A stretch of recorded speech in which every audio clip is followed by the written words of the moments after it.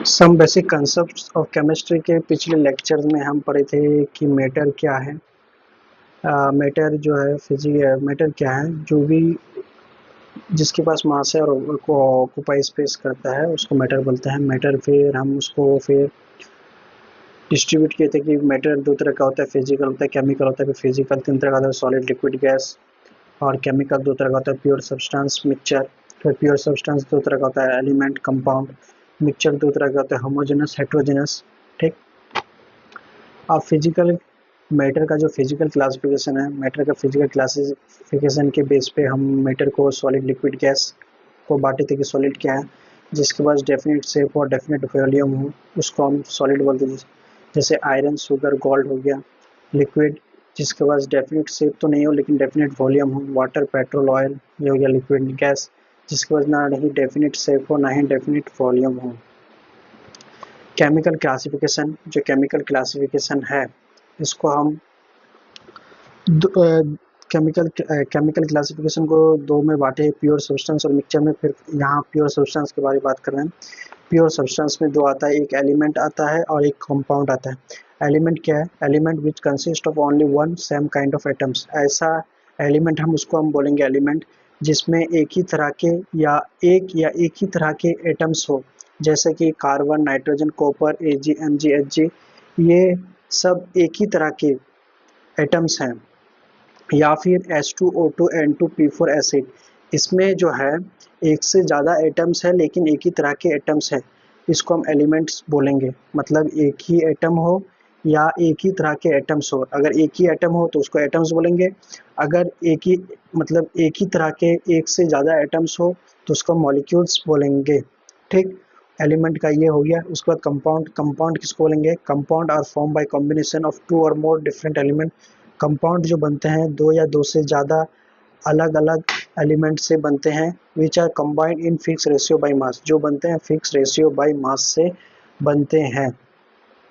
और एक चीज़ याद रखने वाली बात यह है, द प्रॉपर्टीज ऑफ कंपाउंड, जो प्रॉपर्टीज है कंपाउंड का, कंपाउंड जो बना दो या दो से ज़्यादा डिफरेंट एलिमेंट से जो कंपाउंड बना, उसका जो प्रॉपर्टी होगा वो उसका कंस्टिट्यूएंट एलिमेंट से अलग होगा। जैसे H2O 1:8, ये रेशियो बाय मास है। ठीक। उसके बाद हम पढ़ते हैं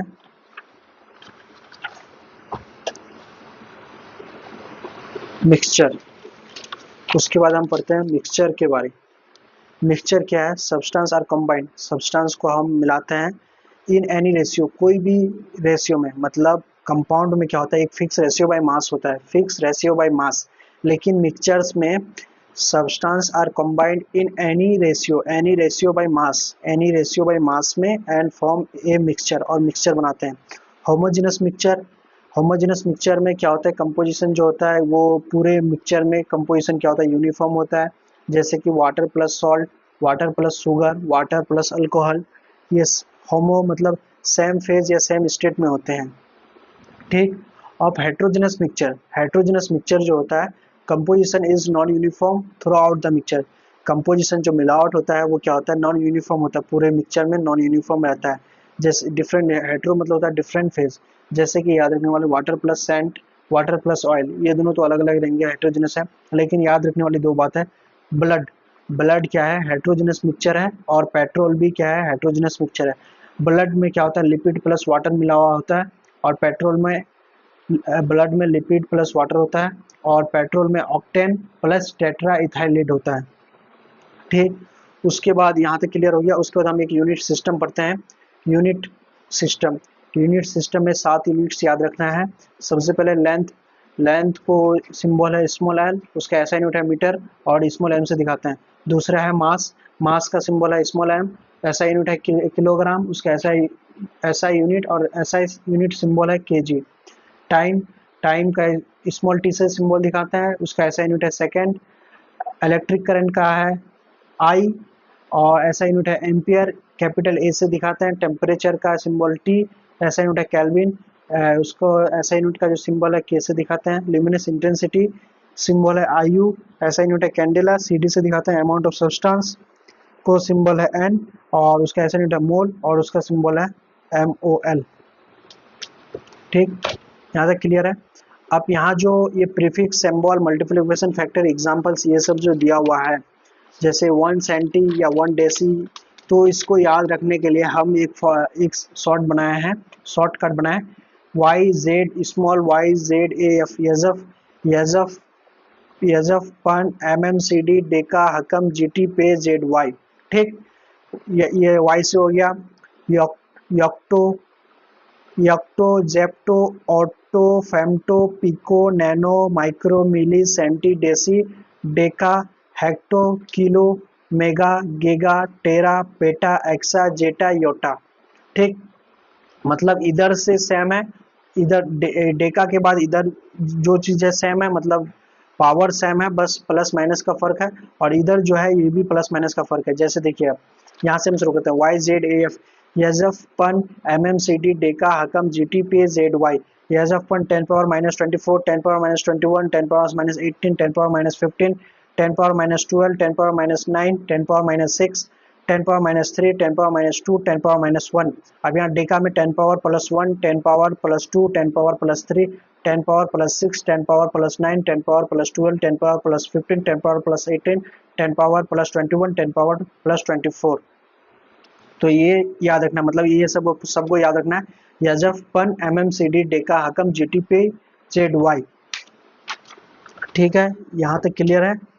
उसके बाद some important unit conversion, some important unit conversion जो है इसमें हमको याद रखना है लेंथ के लिए। 1 एंगस्ट्रॉम बराबर होता है 10 इंटू 10⁻10 मीटर, 10 के पावर -10 मीटर, 1 एंगस्ट्रॉम याद रखना है यहाँ। और 1 मीटर बराबर होता है 100 सेंटीमीटर। लेंथ में 1 एंगस्ट्रॉम याद रखना है और 1 मीटर बराबर होता है 100 सेंटीमीटर, ये याद है। मास में 1 किलोग्राम बराबर होता है 10 पावर 3 केजी। 1 ग्राम बराबर होता है 10 पावर 3 मिलीग्राम। 1 ग्राम बराबर होता है 10 पावर 3 मिलीग्राम। 1 एएमयू बराबर होता है 1.67 इंटू 10 पावर -24 ग्राम। मास में 1 केजी बराबर होता है 10 पावर 3 ग्राम, और 1 ग्राम बराबर होता है 10 पावर 3 मिलीग्राम, और 1 एएमयू बराबर होता है 1.67 इंटू 10 पावर -24 ग्राम। ठीक, उसके बाद वॉल्यूम में याद रखना है हमको। वॉल्यूम में सबसे पहले याद रखना है 1 ml बराबर होता है 1 सेंटीमीटर क्यूब या 1 सीसी, और 1 लीटर बराबर होता है 1 डेसीमीटर क्यूब।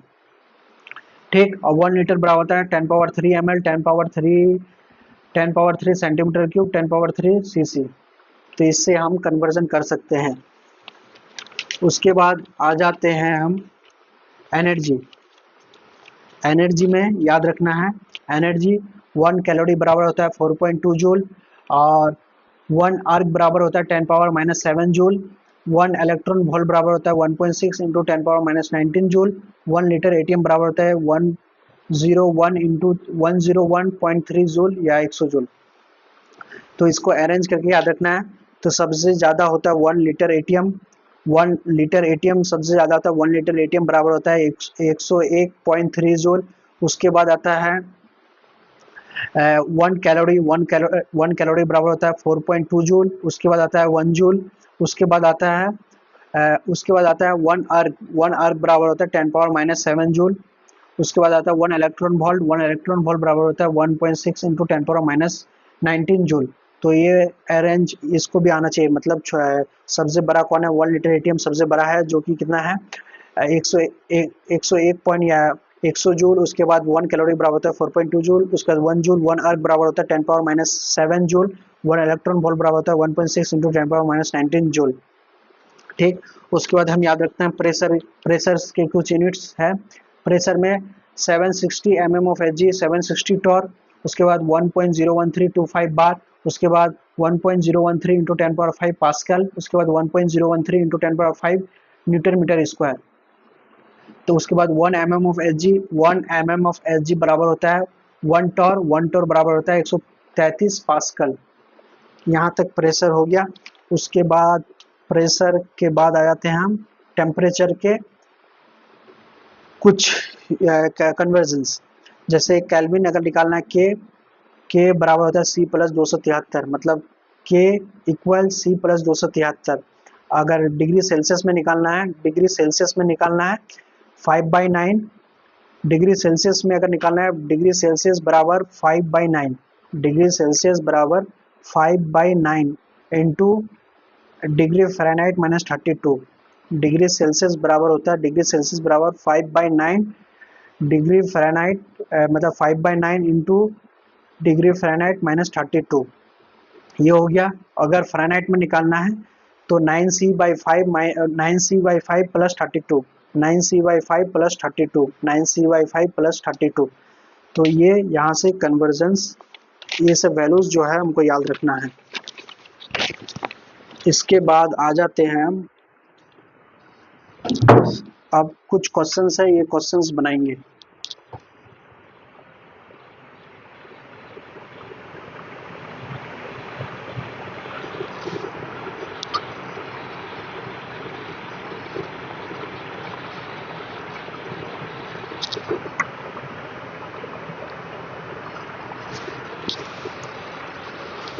कुछ क्वेश्चंस है, आप क्वेश्चंस बनाएंगे। तो केल्विन क्या होता है, केल्विन का के बराबर 273 प्लस डिग्री सेल्सियस, पहला ये। दूसरा, अगर डिग्री सेल्सियस में निकालना है तो 5/9 इंटू डिग्री एफ माइनस 32, ठीक। और डिग्री अगर फ़ारेनहाइट में निकालना है तो 9c/5 प्लस 32, ये याद रखना है, ठीक। अब यहाँ क्वेश्चंस है, question based on unit convergence, unit convergence पे जो क्वेश्चन बेस्ड है, ठीक। सबसे पहले हम ले रहे हैं 2 कैलोरी, 2 कैलोरी बराबर कितना होगा। तो हमको पता है 1 कैलोरी बराबर होता है 4.2 जूल, तो 2 में कितना होगा 8.4 जूल, 8.4 जूल, ठीक। अब अर्ग, जूल को अर्ग में करना है तो 1 अर्ग बराबर होता है 10⁻⁻7 जूल, या फिर 1 जूल बराबर होता है 10⁻+7 अर्ग, ये कन्वर्जन्स है, ठीक। तो 8.4 जूल, अब इसको अर्ग में करना है, 1 जूल बराबर 8, 1 जूल बराबर इतना, तो 8.4 इंटू 10⁻7 अर्ग, तो ये कन्वर्जन्स हो गया, ठीक। अब यहाँ 2 एटीएम, दूसरा क्वेश्चन है 2 एटीएम, 2 एटीएम दिया हुआ है, यहाँ सेंटीमीटर ऑफ एच जी दिया हुआ है, ठीक। एम ऑफ एच जी दिया हुआ है, ठीक। टोर दिया हुआ है और पास्कल दिया हुआ है। तो हमको पता है 1 एटीएम बराबर होता है 76 ऑफ एच जी, 760 टोर, ठीक।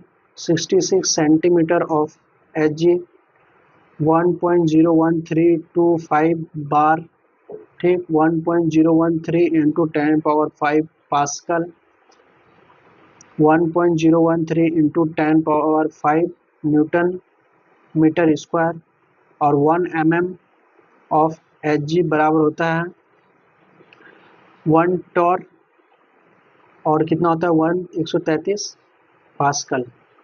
तो ये चीज़ हमको पता है। तो 1 एटीएम में कितना सेंटीमीटर का, 2 एटीएम में, तो 1 एटीएम में होता है 76, तो 76 इंटू 2, 76 इंटू 2 6 दिन 12, 7 14 15, 152 सेंटीमीटर ऑफ एच जी।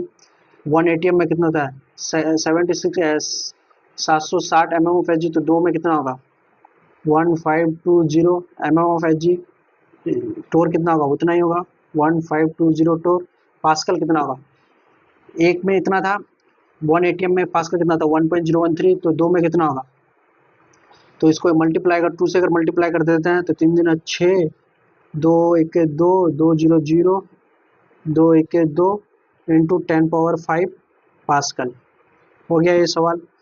अब तीसरा यहाँ है कि कन्वर्ट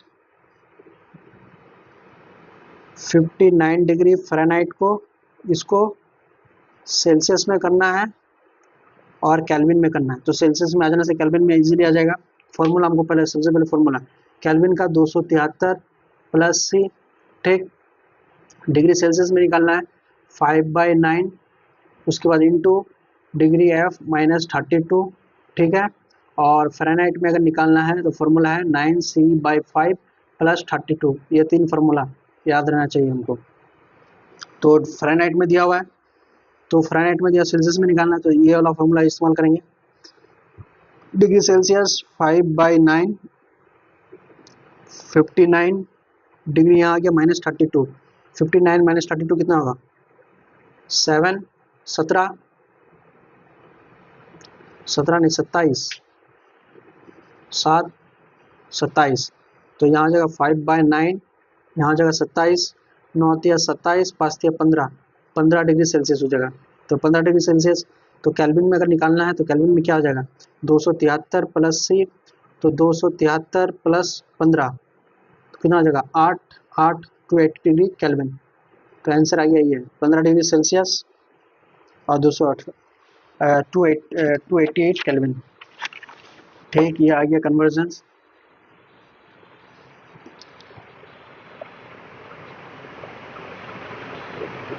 अब देखिए ये सवाल है convert 2 kilometre into centimetre. Convert है 2 किलोमीटर को सेंटीमीटर में बदलना है। ठीक, हमको कुछ नहीं पता है, बस यहाँ के किलो पता है। 2 किलोमीटर तो किलो का क्या है? किलो 10 पावर 3, मतलब 1 किलो बराबर होता है, 1 किलोमीटर बराबर होता है 10 पावर 3 मीटर। तो 2 इंटू 10 पावर 3 मीटर आ गया। अब मीटर को फिर सेंटीमीटर में बदलना है, तो 2 इंटू 10 पावर 3 तो आ गया मीटर। मीटर में कितना सेंटीमीटर होता है? 100। 100 1 मीटर में 100 सेंटीमीटर होता है। तो 100 सेंटीमीटर तो कितना आ गया? 2 इंटू 10 पावर 5 सेंटीमीटर, ये आ गया। अब दूसरा देखिए, convert 2 litre ATM into R. दूसरा सवाल है 2 लीटर एटीएम को अर्ग में बदलना है। ठीक, तो हमको पता है सबसे पहले यहाँ एनर्जी का पूरा सब लिख रहे हैं। एनर्जी का 1 कैलोरी बराबर होता है 4.2 जूल। 1 अर्ग बराबर होता है 10 पावर -7 जूल। ठीक, 1 इलेक्ट्रॉन वोल्ट बराबर होता है 1.6 इंटू 10 पावर -19 जूल। ठीक, 1 लीटर एटीएम बराबर होता है 100, लगभग 100 जूल। अप्रोक्स माने 101.3 होता है, लेकिन अप्रोक्स ही माने। सबसे बड़ा ये है, इसके बाद ये है, उसके बाद 1 जूल है, उसके बाद ये है, उसके बाद ये है। ठीक, तो यहाँ 2 लीटर एटीएम को अर्ग में करना है, तो 2 लीटर एटीएम को अर्ग में करना है, तो 2 लीटर एटीएम में कितना आ जाएगा? 2 इंटू 101.3 जूल आ गया। अब इसको अर्ग में करना है, तो 1 जूल बराबर होता है 10 पावर 7 अर्ग। मतलब इसी को उल्टा कर दिए तो ये ऊपर चले जाएगा। 1 जूल बराबर इतना आ गया, तो इतना जूल बराबर अर्ग, अगर इसको अर्ग में कन्वर्ट करना है तो 2 इंटू 10 पावर 101.3 जूल को अर्ग में करना है 10 पावर -7 अर्ग। तो आंसर आ जाएगा 6202 इंटू 10 पावर -7 अर्ग। ठीक, अब यहाँ ये आंसर आ गया। आप अगर पॉइंट्स को अगर इधर ले जाएंगे, ये यहाँ पॉजिटिव आएगा ना, यहाँ 1 जूल बराबर 10 पावर 7 अर्ग। तो अगर पॉइंट को अगर इधर ले जाएंगे, पॉइंट को अगर लेफ्ट साइड ले जाएंगे तो 2.026 कितना, 2 लेके गए इंटू 10 पावर 7 प्लस 2 तो कितना आ जाएगा? 2.026 इंटू 10 पावर 9 अर्ग। ये नॉर्मल है। इसके बाद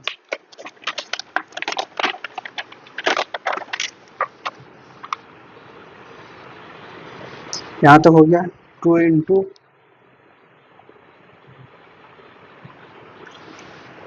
ये कन्वर्जन आ गया। अब यह देखिए, convert 2 decimetre cube into ml। ml में कन्वर्ट करना है, 2 डेसीमीटर क्यूब को ml में कन्वर्ट करना है। तो हमको कंपैरिजन क्या पता है? सबसे पहले देखिए, जब ये वॉल्यूम आ गया तो वॉल्यूम में हमको क्या क्या पता है? वॉल्यूम में क्या क्या पता है? 1 ml बराबर होता है 1 सेंटीमीटर क्यूब या 1 cc। ठीक, 1 लीटर बराबर होता है 1 लीटर बराबर होता है 1 लीटर बराबर होता है 1 डेसीमीटर क्यूब। 1 लीटर बराबर होता है 1 डेसीमीटर क्यूब और 1 लीटर बराबर होता है 10 पावर 3 ml। ये जैसे ही वॉल्यूम का आ गया, बस ये दिमाग में आना चाहिए, क्लिक करना चाहिए। ठीक, तो 2 डेसीमीटर क्यूब है, तो 2 डेसीमीटर क्यूब होगा तो 2 लीटर आ गया, मतलब 1 डेसीमीटर क्यूब में 1 लीटर, तो 2 डेसीमीटर क्यूब में 2 लीटर आ गया। अब 2 लीटर में तो 1 लीटर में 10 पावर 3 ml, 1 लीटर में 10 पावर 3 ml, तो 2 लीटर में 2 इंटू 10 पावर 3 ml, मतलब समझ में आया, बस ऐसे ही करना है। उसके बाद ये आ गया, उसके बाद यहाँ कन्वर्ट करना है, कन्वर्जन है, convert 25 degree Celsius into Fahrenheit and kelvin. 25 degree Celsius को इसको फ़ारेनहाइट में करना है और केल्विन में करना है। तो नॉर्मल सबसे पहले जैसे ये सवाल है, तीनों फार्मूला याद होना चाहिए। 273 प्लस सी सेल्सियस का है 5/9 डिग्री 5/32, और अगर फ़ारेनहाइट का करना है 9c/5 प्लस 32। ये तीनों फार्मूला क्लिक होना चाहिए, जैसे ही सवाल आए ये तीनों फार्मूला माइंड में क्लिक होना चाहिए। तो 25 डिग्री सेल्सियस तो केल्विन तो नॉर्मल निकल जाएगा, केल्विन में 273 प्लस 25 तो कितना आ जाएगा 892 केल्विन आ गया। अब फ़ारेनहाइट में निकालना है तो क्या आ जाएगा 9c/5 प्लस 32, तो 9c का जगह कितना है 25/5 प्लस 32, 5 5 25, 45 प्लस 32, 77 डिग्री फ़ारेनहाइट। यहाँ तक क्लियर है। उसके बाद देखिए यहाँ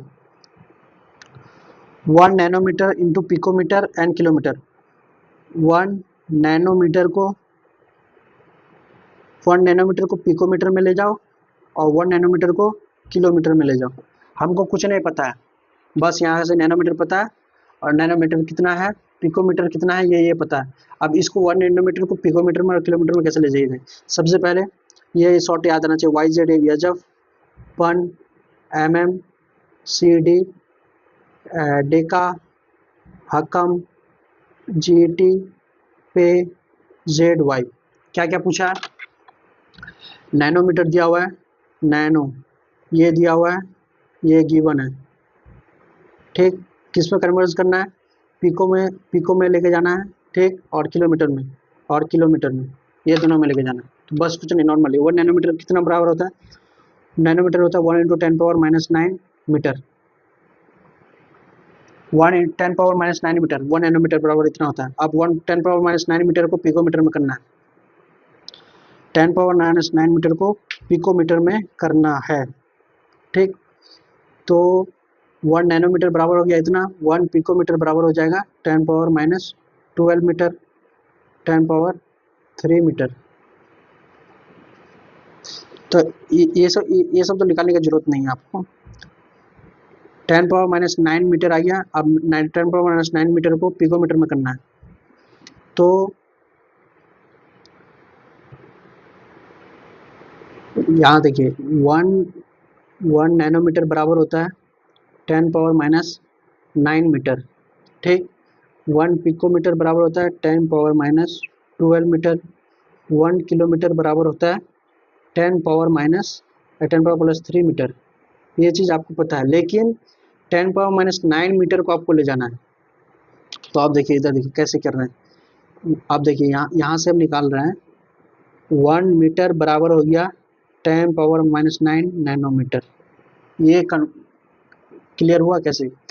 जैसे यहाँ 10 पावर -9 मीटर है, तो अगर इसको हम यूनिटरी मेथड में लगाए अगर, तो जैसे 10 पावर -9 मीटर बराबर हो गया 1 नैनोमीटर, तो 1 मीटर बराबर क्या हो जाएगा 1/10 पावर -9 नैनोमीटर, तो यहाँ आ जाएगा 10 पावर 9 नैनोमीटर। ये आ गया यूनिमीटर में, तो 1 मीटर में कितना आ गया 10 पावर -9 नैनोमीटर 1 मीटर में। तो 10 पावर -9 नैनोमीटर कितना में आ गया 1 मीटर में 10 पावर -9 नैनोमीटर। तो पिकोमीटर में ले जाना है, तो 1 मीटर में अगर 10 पावर -9 नैनोमीटर आया तो 10 पावर -9 मीटर में कितना होगा? तो 10 पावर -9 इंटू 10 पावर +9। यहाँ कन्फ्यूजन हो गया, मतलब यहाँ जैसे नॉर्मली बना रहे थे हम लोग उस तरह यहाँ नहीं बना। तो अब यहाँ नहीं बना तो यहाँ आप क्या करेंगे, देखिए अब यहाँ सॉल्यूशन कैसे दिया हुआ है। 10 power minus nanometre, 10 power minus 12 picometre.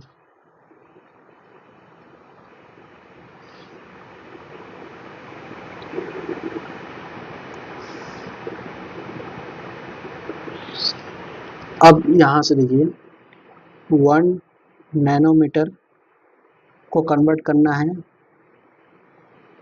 Picometre में, 1 नैनोमीटर को कन्वर्ट करना है किलोमीटर में। ठीक, तो अब हमको पता है 1 नैनोमीटर को कन्वर्ट करना है पिकोमीटर में और किलोमीटर में। ठीक है, तो सबसे पहले 1 नैनोमीटर बराबर होता है 10 पावर माइनस 9 मीटर, 1 पिकोमीटर बराबर होता है 10 पावर माइनस 12 मीटर, 1 किलोमीटर बराबर होता है 10 पावर 3 मीटर। तो अब हम यहाँ ये कर सकते हैं कि 1 मीटर बराबर 10 पावर माइनस 9 नैनोमीटर कर सकते हैं। ये कैसे हुआ, इसको कन्वर्जन कर दिया, 1 मीटर को 10 पावर माइनस 9 नैनोमीटर में कन्वर्ट कर दिया। अब यहाँ भी वही करेंगे, 10 पावर माइनस 12, तो 1 मीटर बराबर हो जाएगा 10 पावर 12 पिकोमीटर। ये कन्वर्जन समझ में आया कैसे किए। अब यहाँ भी 1 मीटर है, यहाँ भी 1 मीटर है, तो 1 मीटर बराबर हो गया 1 मीटर। ठीक, 1 मीटर तो 10 पावर 9 नैनोमीटर बराबर हो गया 10 पावर 12 पिकोमीटर। ठीक, 10 पावर 9 बराबर हो गया 10 पावर 12 पिकोमीटर। तो क्या निकालना है, 1 नैनोमीटर बराबर कितना पिकोमीटर होता है, तो यहाँ 1 नैनोमीटर लिख लिए, यहाँ 10 पावर 12 बाई 10 पावर 9 पिकोमीटर, तो 10 पावर 3 पिकोमीटर। अभी एक बार और कंक्लूजन अच्छा से समझा रहे हैं। 1 मीटर बराबर हो गया 1 मीटर, यहाँ हो जाएगा 1 मीटर बराबर हो गया 10 पावर माइनस 3 किलोमीटर। 1 मीटर बराबर हो गया 10 पावर माइनस 3 किलोमीटर, तो यहाँ आ जाएगा 10 पावर माइनस 9 नैनोमीटर बराबर हो जाएगा 10 पावर माइनस 3 किलोमीटर। तो 1 नैनोमीटर बराबर हो जाएगा 10 power minus 3 by 10 power 9 kilometre, तो ये ऊपर हो जाएगा 10 पावर माइनस 12 किलोमीटर। अभी जो कुछ किए सब भूल जाओ, कुछ याद नहीं रखना है। अब बस देखो, ये इस तरह अगर इस टाइप का क्वेश्चन आए, जैसे कि क्वेश्चन क्या है, 1 nanometre into picometre and kilometre, 1 nanometre को पिकोमीटर, और क्वेश्चन है 1 नैनोमीटर को पिकोमीटर में निकालो, 1 नैनोमीटर को किलोमीटर में निकालो। तो आपको ये सब पता होना चाहिए कि 1 पिकोमीटर कितना होता है, 1 किलोमीटर कितना होता है, ये सब पता होना चाहिए, तभी निकाल पाइएगा, नहीं तो नहीं होगा फिर।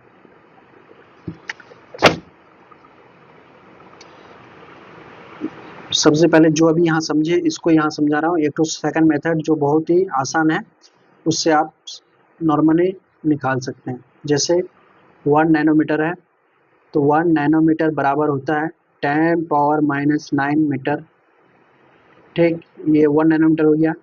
1 पिकोमीटर बराबर होता है 10 पावर माइनस 12 मीटर, और 1 किलोमीटर बराबर होता है 10 पावर 3 मीटर।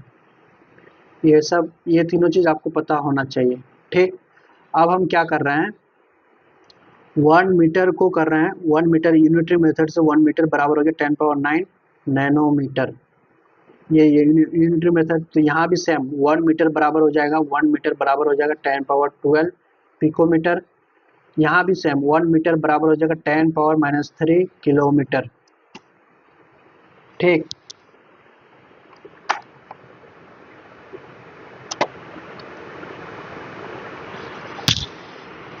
ये कन्वर्जन समझ में आया, यूनिटरी मेथड है, मतलब 1 नैनोमीटर बराबर 10 पावर माइनस 9 मीटर, तो 1 मीटर बराबर ये यूनिटरी मेथड से 10 पावर प्लस नैनोमीटर। अब ये 1 मीटर भी बराबर ये सेम है, तो आपने 1 मीटर बराबर हो जाएगा 1 मीटर, तो 10 पावर माइनस 9 नैनोमीटर बराबर हो जाएगा 10 पावर 12 पिकोमीटर। ठीक, अब नैनोमीटर को पिकोमीटर में निकालना है, तो 1 नैनोमीटर बराबर हो जाएगा 10 पावर 12 बाई 10 पावर 9 पिकोमीटर। यहाँ से कटा तो 10 पावर 3 पिकोमीटर।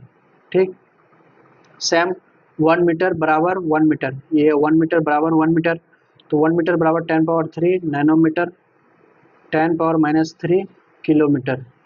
तो 1 नैनोमीटर निकालना, 1 नैनोमीटर बराबर हो जाएगा 10⁻³ / 10⁻৯ किलोमीटर, और ये 9 ऊपर जाएगा 10⁻12 किलोमीटर। ये तो हो गया जैसे अभी हम यहाँ बनाए वो सेम यहाँ। अब सेकंड मेथड जो कि नॉर्मल है, एकदम इजी है। देखिए यहाँ क्या हुआ है 1 नैनोमीटर, 1 नैनोमीटर दिया हुआ है, 1 पिकोमीटर में निकालना है। जी यहाँ देखिए,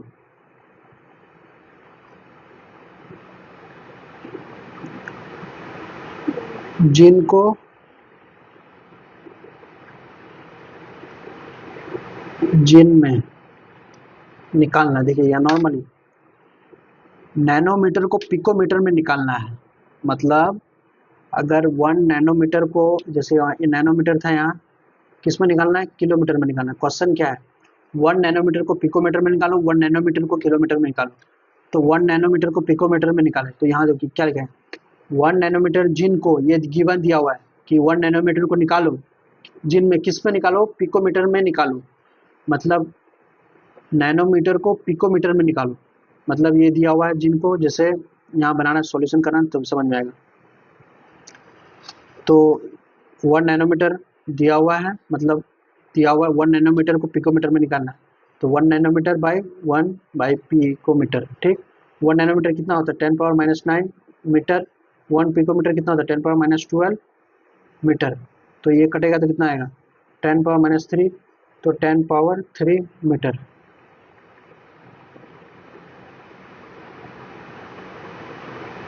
10⁻³ मीटर आ गया। 10⁻³ ये जो मीटर है, मीटर से मीटर गया, तो अब यहाँ आएगा 1 नैनोमीटर बराबर हो गया 10⁻³, ये पिकोमीटर ऊपर चला गया, पिकोमीटर।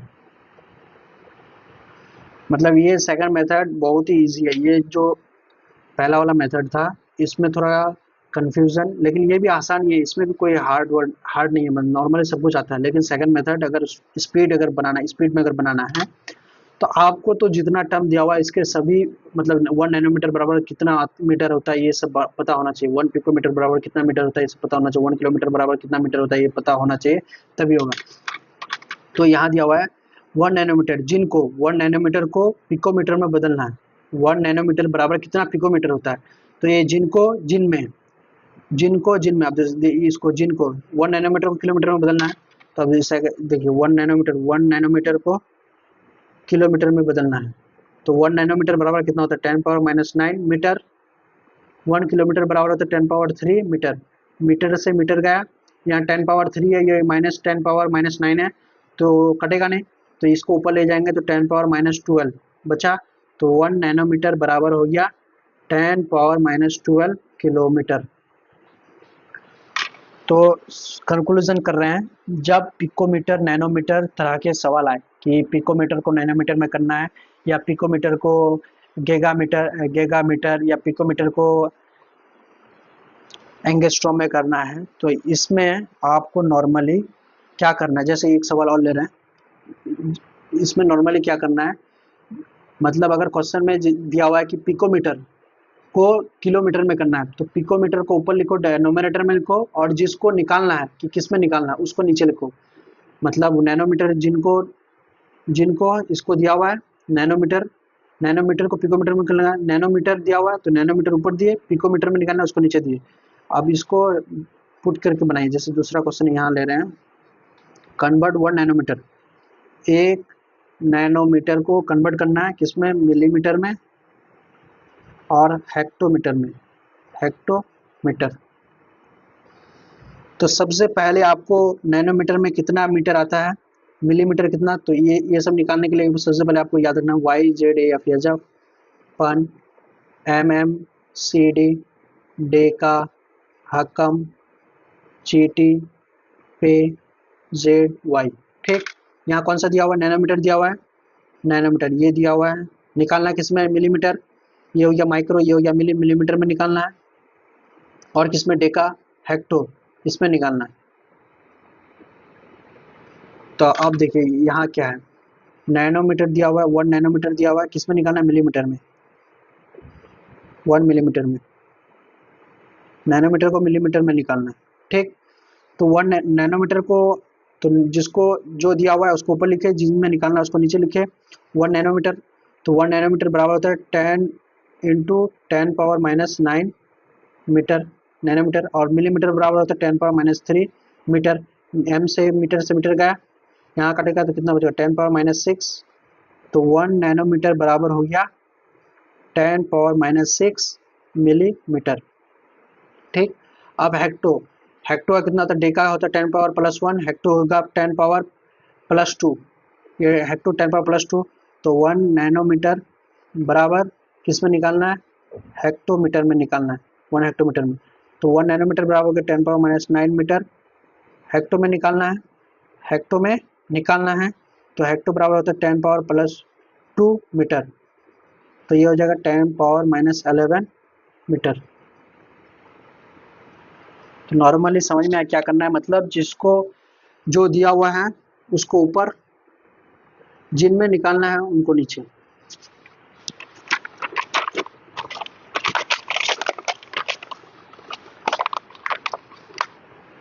हो गया यहाँ तक कंप्लीट है। Arrange following prefix in increasing order, यहाँ क्या करना है, अरेंज करना है। जैसे सवाल है, अरेंज करना है following prefix in increasing order. Increasing order माने, इंक्रीजिंग ऑर्डर माने इंक्रीजिंग ऑर्डर में अरेंज करना है। इंक्रीजिंग मतलब क्या होता है, छोटा से बड़ा। तो दिया हुआ क्या दिया हुआ है, मेगा, टेरा, डेका, किलो। इसको इंक्रीजिंग ऑर्डर मतलब छोटा से बड़ा में सजाना है। तो सबसे पहले इसको सजाने के पहले आपको सबसे पहले ये शॉर्ट ट्रिक है उसको याद रखना है। यजफ, पन, CD, डेका, हकम, GT, पे, ZY, ठीक। अब क्वेश्चन में कौन कौन सा दिया हुआ है, mega, Deka, hecto, kilo, mega, ये दिया हुआ है। ये कितना हो जाएगा, 10⁻6। टेरा, गीगा, टेरा हो जाएगा 10⁻12। डेका, डेका हो जाएगा 10⁻+1। किलो, ये हो जाएगा, किलो हो जाएगा 10⁻3। तो अरेंज करना है छोटा से बड़ा, इंक्रीजिंग ऑर्डर। छोटा, सबसे छोटा कौन सा है, डेका है, तो डेका। डेका से बड़ा कौन है, किलो है, तो किलो को ले लिए। किलो से बड़ा कौन है, मेगा। मेगा से बड़ा कौन है, टेरा। तो यहाँ आंसर वैसा ही है, डेका है, किलो है, मेगा है, टेरा। तो ये शॉर्ट ट्रिक अगर याद करते हैं तो आपको बहुत इस तरह का जो सवाल हैं, इस तरह का सवाल में आपको बहुत ही हेल्पफुल होगा। दूसरा है, ये दिया हुआ है, मिली दिया हुआ है, MILLI मिली दिया हुआ है, DC दिया हुआ है, पिको दिया हुआ है, नैनो दिया हुआ है। अगर इस तरह का सवाल आए तो सबसे पहले क्या करना है, शॉर्ट फॉर्म इस्तेमाल करना है। जैसे यहाँ किए हैं, फिर यहाँ दोबारा बता रहे हैं, YZF यजफ, YZDF यजफ, स्मॉल YZ यजफ, पन, CD, डेका, हकम, GT, पे, ZY, ठीक। अब यहाँ पे कौन सा दिया हुआ है, मिली दिया हुआ है, ये हो गया मिली, ये कितना है 10⁻⁻6। डेसी दिया हुआ है, ये हो गया डेसी, ये कितना है 10⁻⁻1। पिको दिया हुआ है 10⁻⁻12। नैनो दिया हुआ है 10⁻⁻9। तो आप इसको क्या करना है, इंक्रीजिंग छोटा से बड़ा, सबसे छोटा कौन सा है, सबसे छोटा कौन सा है, पिको है। उससे बड़ा कौन है, नैनो। उससे बड़ा कौन है, मिली। उससे बड़ा कौन है, डेसी। माइनस में पावर है, इसलिए जिसका पावर ज़्यादा है वो सबसे छोटा है। हो गया, अब यहाँ तक हो गया ये कंप्लीट। तो ये शॉर्ट फॉर्म अगर याद रखते हैं तो आपको इस तरह के क्वेश्चंस में कोई भी दिक्कत नहीं होगा कि ये सब याद रखना है। बस ये शॉर्ट फॉर्म याद रखिए। बस ये जो ऑर्डर है, यहाँ से जो ऑर्डर है इधर जैसे जाएगा इधर भी सेम वैसे जाएगा। जैसे डे का +1 +2 +3 +6 +9 +12 +15 +18 +21 +24। अब इधर -1 -2 -3 -6 -9 -12 -15 -18 -21 -24। बस ऐसा ही फॉर्मेट है, अगर इसे याद रखिएगा तो। अब यहाँ पे हम कर रहे हैं रिप्रेजेंटेशन ऑफ एन एलिमेंट। कोई एक एलिमेंट है, जैसे कि एलिमेंट के नाम है जो भी है, तो उसको रिप्रेजेंट कैसे दिखाएं। तो यहाँ दिया हुआ है x, यहाँ लिखा हुआ है x, यहाँ पे ऊपर लिखा हुआ है a, यहाँ पे लिखा है z। ठीक, यहाँ पे क्या क्या दिया हुआ है वो हम समझा रहे हैं आपको। सबसे पहले x हो गया element name. Element name, element name माना है जो मार्केट में जो एक प्री टेबल बड़ा सा टेबल आता है उसमें 118 एलिमेंट्स के नाम दिया हुआ है, जैसे कि hydrogen, helium, lithium, barium, boron, carbon, nitrogen, oxygen, fluorine, neon, sodium, magnesium, aluminium, silicon, phosphorus, sulphur, chlorine, argon, potassium, calcium, scandium, titanium, vanadium, chromium, manganese, iron, cobalt, nickel, copper, zinc. इस तरह करते करते 118 एलिमेंट्स के नाम दिया हुआ है। ठीक, उसके बाद जो जेड है, ये जो जेड है ये दिखाता है एटॉमिक नंबर, एटॉमिक नंबर। और ये जो दिखाता है ए, ये होता है atomic mass, atomic mass.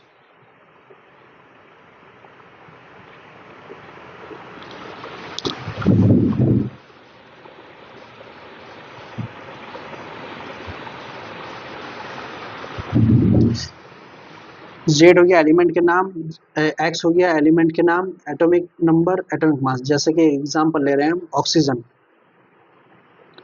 Oxygen ये हो गया ऑक्सीजन। ठीक, ऑक्सीजन पीरियडिक टेबल में आता है ऑक्सीजन, इसको हम ओ से दिखाते हैं। ठीक, उसका एटॉमिक नंबर होता है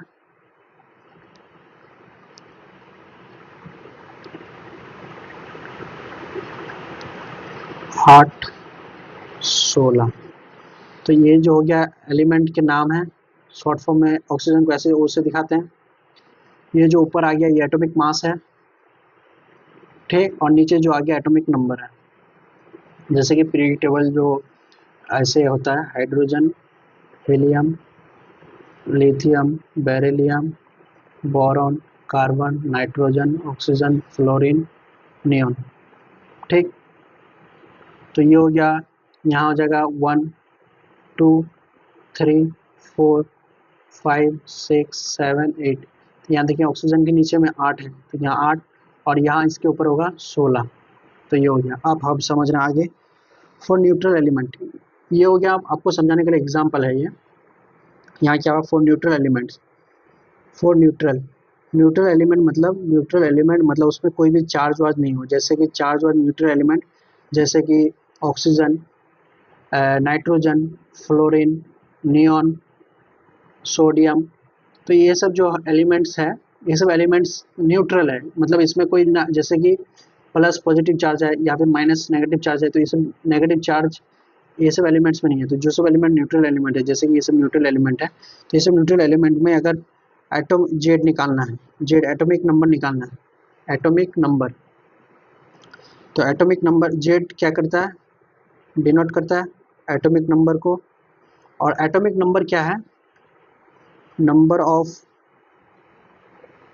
protons plus number of protons बराबर नंबर ऑफ इलेक्ट्रॉन्स। ठीक, और नंबर ऑफ न्यूट्रॉन अगर निकालना है तो atomic mass minus atomic number, मतलब ए माइनस जेड। नॉर्मली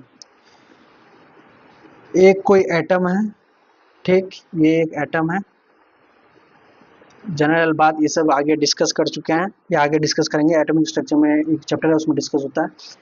सबसे पहले एक एटम है, इस एटम में अंदर में पॉजिटिव चार्ज होता है और बाहर में नेगेटिव चार्ज होते हैं। ठीक, तो अंदर में जो पॉजिटिव चार्ज होता है, ये पॉजिटिव चार्ज होने की वजह से इसके अंदर में क्या क्या मिलता है, प्रोटॉन प्लस न्यूट्रॉन्स मिलते हैं। प्रोटॉन और न्यूट्रॉन, मतलब प्रोटॉन न्यूट्रॉन, और बाहर जो मिलता है ये इलेक्ट्रॉन मिलता है। मतलब इन तीनों चीज़ों से एक एटम बना हुआ होता है। एक एटम मतलब एक एटम जो है, ये एक एटम है। एक एटम में तीन चीज़ पाया जाता है, प्रोटॉन, न्यूट्रॉन और इलेक्ट्रॉन। तो इलेक्ट्रॉन बाहर मिलता है, तो इसलिए और इलेक्ट्रॉन का जो चार्ज होता है ये नेगेटिव होता है, और प्रोटॉन का चार्ज पॉजिटिव होता है, न्यूट्रॉन का चार्ज क्या होता है, जीरो होता है। तो न्यूक्लियस में, मतलब न्यूक्लियस ये एटम है, इसके अंदर में सबसे सेंट्रल पार्ट में पॉजिटिव चार्ज होता है। क्यों पॉजिटिव चार्ज होता है, क्योंकि वहाँ प्रोटॉन और न्यूट्रॉन मिलता है। प्रोटॉन और न्यूट्रॉन जो मिलता है तो उसमें पॉजिटिव चार्ज प्रोटॉन का ही मिलता है, क्योंकि न्यूट्रॉन का चार्ज जीरो होता है, और बाहर में इलेक्ट्रॉन घूमता है जिसका चार्ज नेगेटिव होता है। बस ये चीज़ याद रखना है, मतलब नॉर्मली ये चीज़ याद रखना है कि एक एटम में प्रोटॉन मिलता है, न्यूट्रॉन मिलता है और इलेक्ट्रॉन मिलता है, ये तीन चीज़ मिलता है। ठीक, तो जेड फॉर न्यूट्रल एटम के लिए जेड जो है, ये जेड क्या दिखाता है, एटॉमिक नंबर को दिखाता है। जेड क्या दिखाता है, एटॉमिक नंबर को दिखाता है। एटॉमिक नंबर में, एटॉमिक नंबर जो बराबर होता है नंबर ऑफ प्रोटॉन्स, इसमें कितना प्रोटॉन्स है उसको दिखाता है। या फिर नंबर ऑफ इलेक्ट्रॉन्स, एक अगर न्यूट्रल एटम है तो उसमें कितना इलेक्ट्रॉन्स है, तो उसको कितना नंबर ऑफ इलेक्ट्रॉन्स है या फिर कितना नंबर ऑफ प्रोटॉन्स है, इसको दिखाता है, जेड से दिखाता है या फिर एटॉमिक नंबर से दिखाता है। अगर नंबर ऑफ न्यूट्रॉन निकालना है कि नंबर ऑफ न्यूट्रॉन कितना है, तो एटॉमिक मास जो एलिमेंट है, उस एलिमेंट जो न्यूट्रल एलिमेंट है, उस एलिमेंट का एटॉमिक मास कितना है, ए एटॉमिक मास माइनस जेड, ए माइनस जेड करोगे तो नंबर ऑफ न्यूट्रॉन निकल जाएगा। और ये सब अभी ये सब याद रखने वाली चीज़, अभी फिर इसका एक क्वेश्चन करेंगे तो बाकी सब कुछ अच्छे से क्लियर हो जाएगा। तो जैसे proton proton plus neutron, proton plus neutron को हम क्या बोलते हैं, न्यूक्लियॉन। ये मालूम है कि इसमें जो न्यूक्लियस में क्या क्या मिलता है, प्रोटॉन और न्यूट्रॉन मिलता है। तो ये दोनों को अगर एक साथ बोले तो न्यूक्लियॉन्स बोल सकते हैं, क्योंकि न्यूक्लियस में मिलता है इसलिए न्यूक्लियॉन्स। ए जो है, ए क्या होगा, proton number, A proton number plus neutron number. A जो है, ए क्या atomic mass, proton number plus neutron number.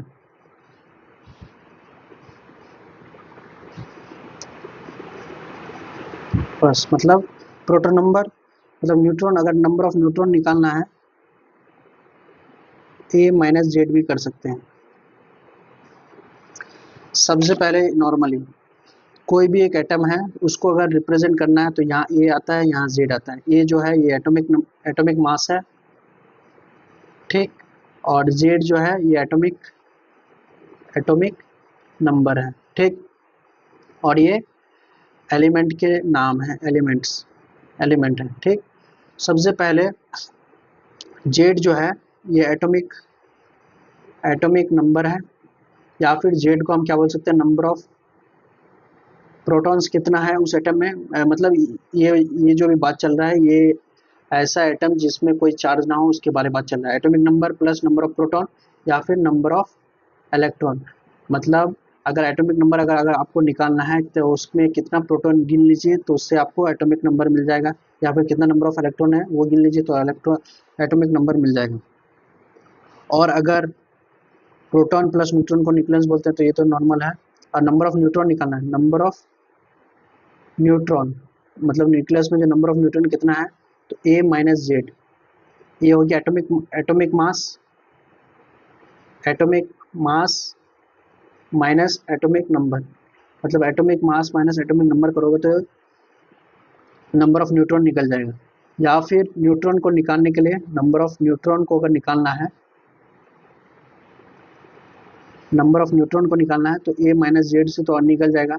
तो ये एटॉमिक मास हो गया। ये जेड जो है नंबर ऑफ इलेक्ट्रॉन्स या फिर नंबर ऑफ प्रोटॉन्स कितना है उससे भी अगर माइनस कीजिएगा तो नंबर ऑफ न्यूट्रॉन निकल जाएगा। बस एक एग्जांपल लेके समझेंगे तब समझ में आएगा।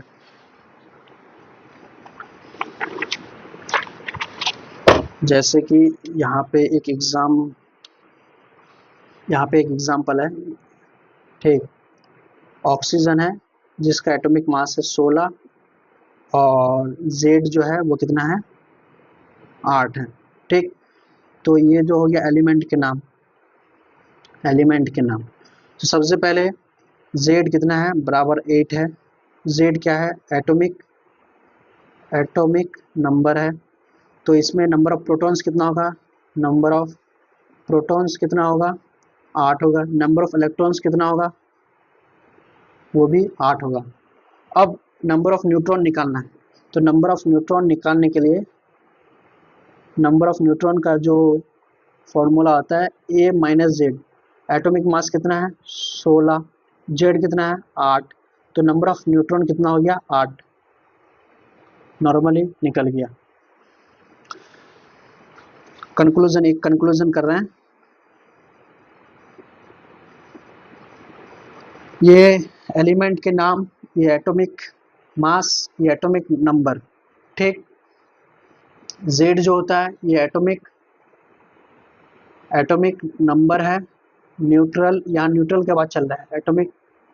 जेड एटॉमिक नंबर है या नंबर ऑफ प्रोटॉन है या नंबर ऑफ इलेक्ट्रॉन है, ठीक।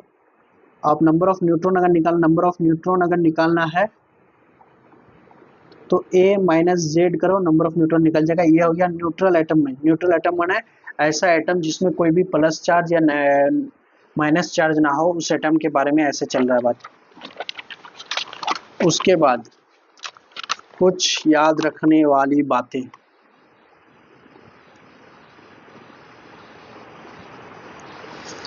ये कुछ एलिमेंट्स के नाम है जिसका एटॉमिक मास माने ए आपको याद रखना है। याद रखने का मतलब कंठस्थली याद रखना है। इसमें आपको सोचना वोचना कुछ नहीं है। जैसे हाइड्रोजन का 1 होता है एटॉमिक नंबर, इसका एटॉमिक मास भी 1 ही होता है, ठीक। हीलियम का 2 होता है एटॉमिक, इसका जो मास होता है 4 होता है। लिथियम का 3, इसका 7। बेरिलियम का 4, इधर हो जाएगा 9। बोरॉन का 5, 11। कार्बन का 12। नाइट्रोजन का 14। ऑक्सीजन का 16। फ्लोरीन का 19। नियॉन का 20। सोडियम का 23। मैग्नीशियम का 24। अल्युमिनियम का 27। सिलिकॉन का 28। फॉस्फोरस का 31। सल्फर का 32। क्लोरीन का 35.5। आर्गन का 40। पोटेशियम का 39। कैल्शियम का 40। यहाँ तक हो गया। उसके बाद आयरन का 56। जिंक का 65। कॉपर का 63.5। ब्रोमीन का 80। आयोडीन का 127। बेरियम का 137। पीबी का 207। सिल्वर का 108। Hydrogen, helium, lithium, beryllium, boron, carbon, nitrogen, oxygen, fluorine, neon, sodium, magnesium, aluminium, silicon, phosphorus, sulphur, chlorine, argon, potassium, calcium. माना पीरियड टेबल में जो 1 से लेकर 20 तक जो एटॉमिक नंबर है, 1, यहाँ 1, यहाँ 2, 3, 4, 5, 6, 7, 8, 9, 10, 11, 12, 13, 14, 15, 16, 17, 18, 19, 20। ये 20 तक, 1 से लेकर 20 तक जो एटॉमिक नंबर है पीरियड टेबल का, उसका एटॉमिक नंबर तो आपको नॉर्मली याद हो जाएगा, हाइड्रोजन हीलियम लिथियम, ये तो दो नॉर्मली है। इसका जो एटॉमिक मास है ये भी याद रखना है आपको, कंपलसरी है ये तो हो गया लाइन बाई 1 से लेकर 20 तक। उसके बाद ये सब जो है ये अलग अलग मतलब पीरियड टेबल के अलग अलग जगहों में है। जैसे आयरन मतलब कंटिन्यूस नहीं है, आयरन है, जिंक है, कॉपर है, ब्रोमीन है, आयोडीन है, बेरियम है, लीड है, सिल्वर है, तो ये सब का भी याद रखना है। सबसे पहले याद करते हैं, साथ ही साथ याद भी करते हैं। हाइड्रोजन का 1, हीलियम का 4, लिथियम का 7, बेरिलियम का 9। हाइड्रोजन का 1, लिथियम का 4, हाइड्रोजन हीलियम, हाइड्रोजन का 1, लिथियम का हीलियम का 4, लिथियम का 7, बेरिलियम का 9, बोरॉन का 11, कार्बन का 12, नाइट्रोजन का 14, ऑक्सीजन का 16, ऑक्सीजन के बाद फ्लोरीन का 19, फ्लोरीन, नियॉन का 20, सोडियम का 23, मैग्नीशियम का 24, अल्युमिनियम का 27, सिलिकॉन का 28, फॉस्फोरस का 31, सल्फर का 32, क्लोरीन का 35.5, आर्गन का 40, पोटेशियम का 39, कैल्शियम का 40। मतलब इसमें से मुझे याद कौन सा है? हाइड्रोजन याद है, हीलियम भी याद है, लिथियम का 7, बेरिलियम याद नहीं है, लिथियम का 7, बेरिलियम का नहीं है, बोरॉन का 11 भी नहीं, कार्बन का याद है 12, नाइट्रोजन का 14, ऑक्सीजन का 16, फ्लोरीन का याद नहीं है, नियॉन का 20, सोडियम का 23, मैग्नीशियम का 24, अल्युमिनियम का 27, सिलिकॉन का 28, फॉस्फोरस का 31, सल्फर का 32, क्लोरीन का 35.5, आर्गन का 40, पोटेशियम का 39, कैल्शियम का 40। ये सब याद है, ये सब का याद नहीं है। ठीक, आयरन का भी याद नहीं है, जिंक का भी याद नहीं है, कॉपर का भी याद नहीं है, ब्रोमीन का भी याद नहीं है, आयोडीन का भी याद नहीं है, बेरियम का भी याद नहीं है, पीबी का भी याद नहीं है, एजी का भी याद नहीं है। तो दूसरे चैप्टर्स में सबसे पहले ये सब हम, इसके बाद वाला जो चैप्टर है, इसके बाद वाला जो लेक्चर होगा उसमें हम सबसे पहले ये सब एक बार याद करके आएंगे, रिमेंबर करके आएंगे। ठीक, अब ये सब तो याद रखना है। इसके बाद ये सब एकदम जरूरी है, याद करना ही है ये सब। उसके बाद हम आ जाते हैं relative atomic mass, relative atomic मास जिसको हम RAM रैम से दिखाते हैं, रैम या राम से दिखाते हैं।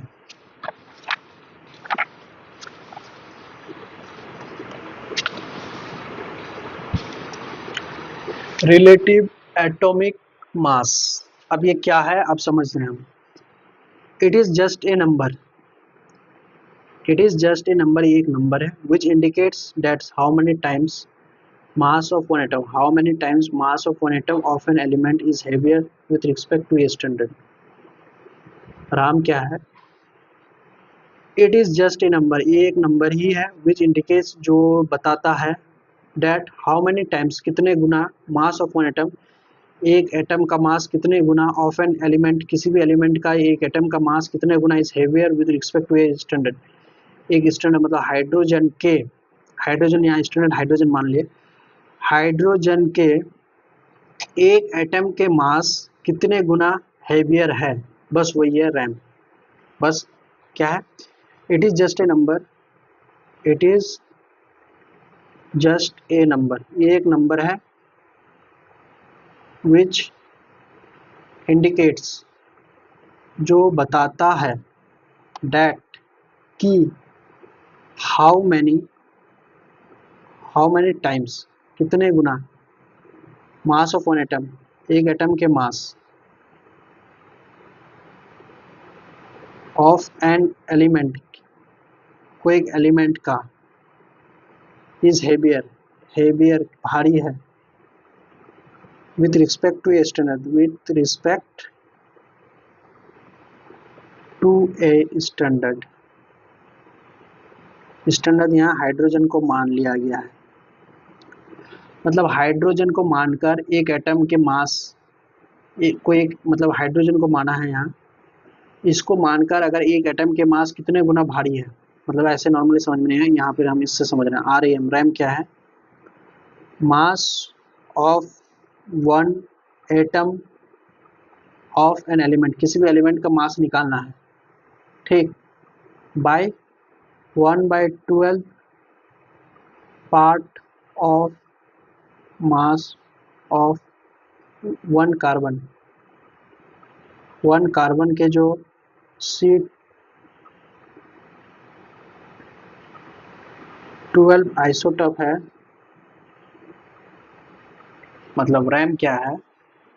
मास of one atom of an element, mass of one atom of an element, mass of एक एटम का जो किसी भी एलिमेंट का जो मास है, एक एटम का जो मास है, by 1/12 part of mass of C12 carbon atom. C12 जो एटम है, C12 कार्बन एटम जो है, मतलब C12 कार्बन एटम के मास जितना है, मतलब 1 बाई, मतलब जो मास निकालना है उसको C12 कार्बन एटम के मास से, जैसे यहाँ नहीं है, यहाँ से समझ नहीं है, RAM रैम एटॉमिक मास को AMU, एटॉमिक मास को AMU से दिखाते हैं, एटॉमिक मास बाई 1 AMU, मतलब 1/12 part of mass of C carbon 12 atom. C carbon 12 atom का जो 1/12 पार्ट है उसको मान लिए हम 1 AMU, उसका मास मान लिए 1 AMU, और ऊपर में एटॉमिक मास, मतलब एटॉमिक मास बाय 1 AMU को ही हम राम बोलते हैं, ठीक। अब इसको आगे में और क्लियरफाई होगा अच्छा से, अभी बस इतना याद रखिए। एटॉमिक मास जो AMU में आएगा, atomic mass by 1 AMU, atomic mass वो भी AMU में बाय, ये क्या है, एक नंबर ही है, ये एक ना कोई यूनिट है ना कुछ है, बस ये एक नंबर है। जो एटॉमिक मास, जो कि किसी भी एलिमेंट का एटॉमिक मास AMU में ऊपर लिखेंगे और बाय 1 AMU करेंगे तो रैम आ जाएगा। आप आगे समझते हैं। RAM is a unitless quantity, unitless quantity क्यों है? क्योंकि यहाँ से AMU कट जाएगा।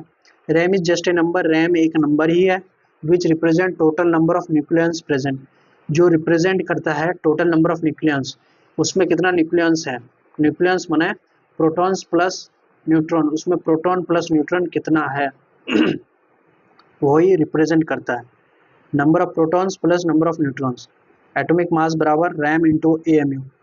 अब हम जब एटॉमिक मास निकालेंगे, एटॉमिक मास, तो एटॉमिक मास निकालने के लिए रैम इंटू AMU, मतलब यही चीज यहाँ जो है, RAM atomic mass by 1 AMU। आप यहाँ एटॉमिक मास निकाल रहे हैं तो रैम इंटू AMU कर दिए, ठीक। Atomic mass of one carbon atom, atomic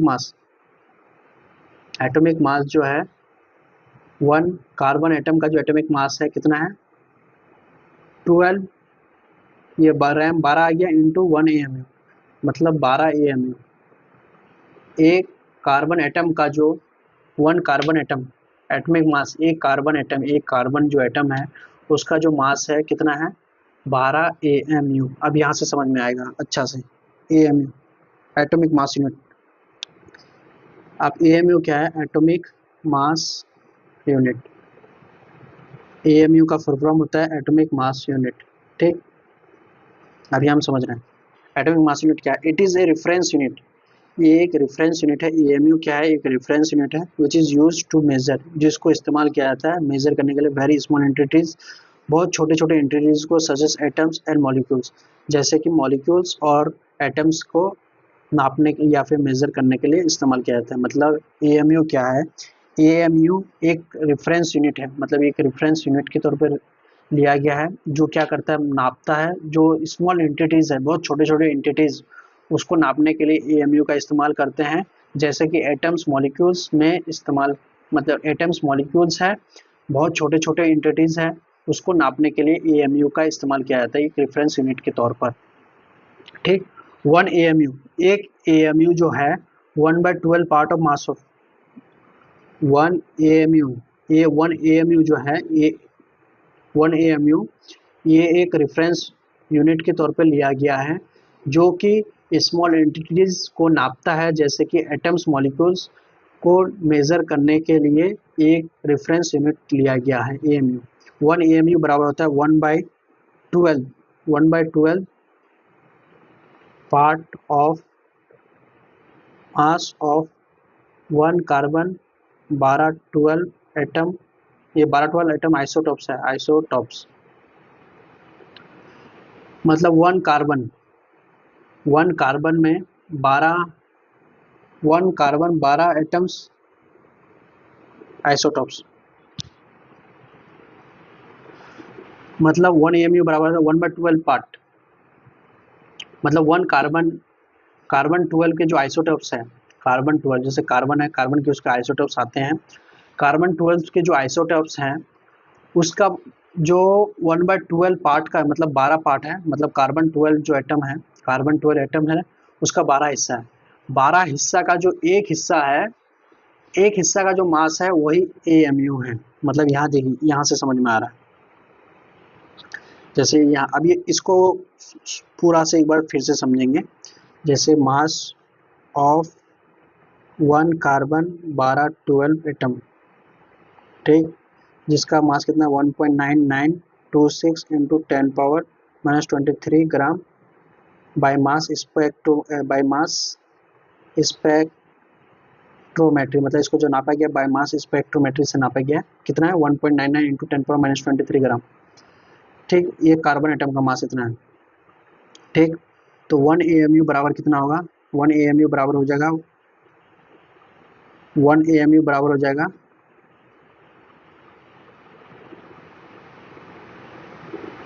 1.9926 into 10⁻⁻23 by 12, इसका जगह 0.167 इंटू 10⁻⁻23। 1 एएमयू बराबर हो जाएगा 1.67 इंटू 10⁻⁻24 ग्राम। अब यहाँ से समझ रहे हैं, जैसे ये एक गोला है, इसमें 12 हिस्सा है, 1 2 3 4, 1 2 3 4 5 6, 1 2 3 4 5 6 7 8,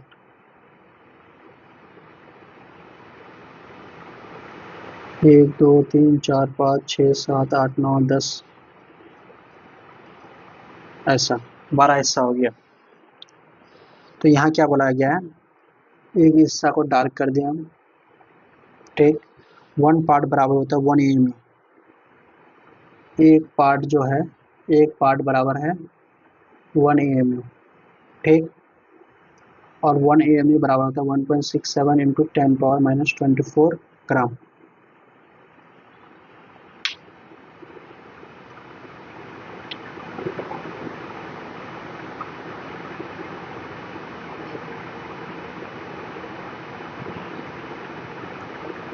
एक पार्ट का मास है 1 एएमयू, 1.67 इंटू 10⁻⁻24 ग्राम।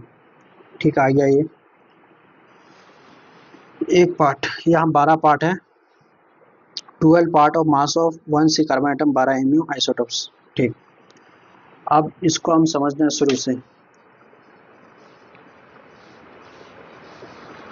1 एएमयू क्या है, 1/12 part of mass of 1 carbon 12 atom.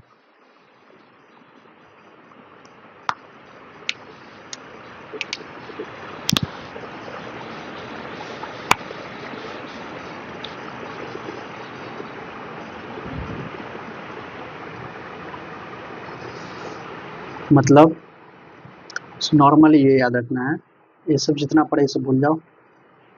एक पार्ट का मास है 1 एएमयू, 12 पार्ट्स है, 12 पार्ट्स में एक पार्ट का मास है 1 एएमयू और जिसका वजन है 1.67 इंटू 10⁻⁻24। तो कार्बन 12 जो एटम है, कार्बन 12 जो एटम है, कार्बन 12 एटम या आइसोटोप जो है, इसमें 12 पार्ट्स है, 12 पार्ट, तो 12 एएमयू, तो 12 इंटू 1.67 इंटू 10⁻⁻24 ग्राम, ये आ जाएगा। ठीक, तो फिर से समझ रहे हैं, नहीं अभी रुकिए, अभी रिलेटिव एटॉमिक मास यूनिट। ठीक, अभी और 2-3 टर्म आएंगे, वो सब लेके फिर से एक बार समझेंगे।